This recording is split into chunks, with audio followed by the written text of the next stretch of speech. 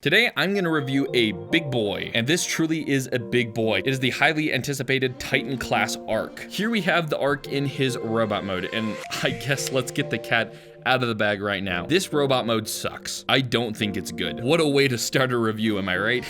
He just looks like a Bionicle mixed with Inspector Gadget. It's derpy looking, and what's so disappointing about this robot design is this was one of Hasbro's few opportunities to make an original design, and yeah, this is what they made. This derpy looking lanky spaghetti noodle. It's not all bad though. He's got nice ratchet joints and his articulation is pretty decent. He can strike my classic kneeling pose, and I appreciate that, but something annoying to note is his head only has side-to-side articulation. He cannot look up or down, and I think that's really inexcusable for a Titan class character, especially because they're big characters. I want them to be able to look down at what's, nibbling at their ankles or whatever. Transformation on this guy, it's pretty simple and straightforward. Some people have claimed that it's overly simple. I disagree. It's right on par with any other Titan class figure.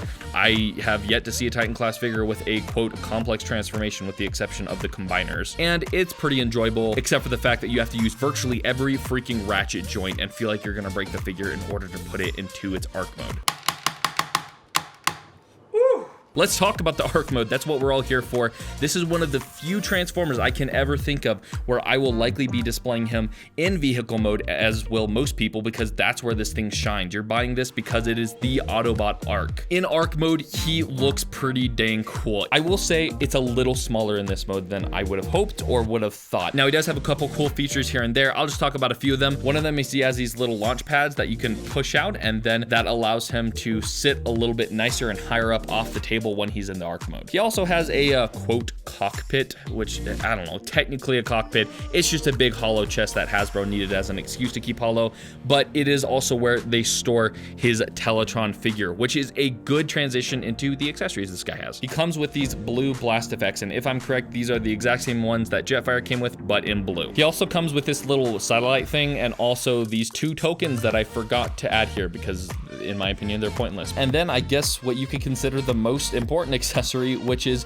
the Teletran figure. I don't know if I'm pronouncing that right because I'm just now realizing I've only ever read that word. But the point is, he fits into the cavity of the Arc's chest. Once you pull him out, he has two other modes, which is robot mode and then the Teletron 1 mode. And I think this is really clever. I dig this. I think this is actually a lot cooler than like the Headmaster gimmick that we got from like Scorponok. I think it's awesome that he turns into this little computer, but it's cool, it's fun, and the transformation is actually clever while being the actual definition of a panel former. You can get him into some solid poses, but he's pretty much hindered by the massive backpack and the tabs all over him, which is kind of inevitable considering what he transforms into. Back to the Arc, I need to talk about some of the major quality control issues that this figure has. First of all, this may not be a technical quality control issue, but his ratchets are too tight. They sound like they're gonna break every time I use them, and these are the kind of ratchets that you need to use and are required to use in order to transform him. Also, this dude is hollow. He's really hollow. You could argue that just about every Titan class figure is really hollow.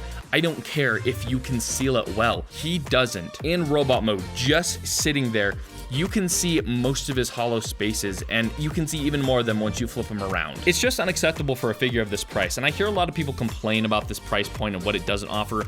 Overall, though, I think they've done a magnificent job at offering a ton of value for only $160. But the matter of fact is, this figure bumped up the price for Titans up $10, which means it most certainly should have been able to maintain the quality and the amount of plastic used as previous figures did. Also, all of these complaints pale in comparison to my biggest one that nobody has mentioned, which is that he does not come together in Arc mode properly. He has this little latch that basically attaches the top half of the Arc to the bottom half, which is his legs to his upper body, and no matter what I do, I cannot get them to come together. It's really frustrating to me because it makes it so he comes apart, and it makes him just a lot less fun to handle and a lot less consolidated in this mode. I did figure out a little trick to it, which basically requires ratcheting the legs forward just a little bit before you put them together. The problem is once you do that, even though it does solve the problem of keeping the two halves together, once you flip it around to the back, the two halves stay split, and it's just really obnoxious. And at the end of the day, I have to say my biggest frustration about this isn't that he's horrible. It's that that he could have been so much better, and it just felt like Hasbro sat this one out in the favor of laziness and trying to cut a few budget spots, which is frustrating. He could have been really cool despite having a really ugly robot mode. I could have forgiven that if he had better concealed hollow spots, if he didn't have awful hand and ankle and head articulation. It's just a lot of small things coming together to make this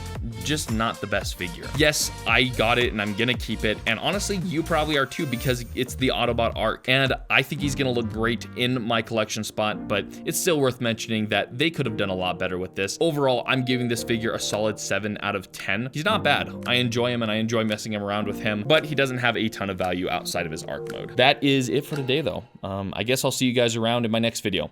Later, guys.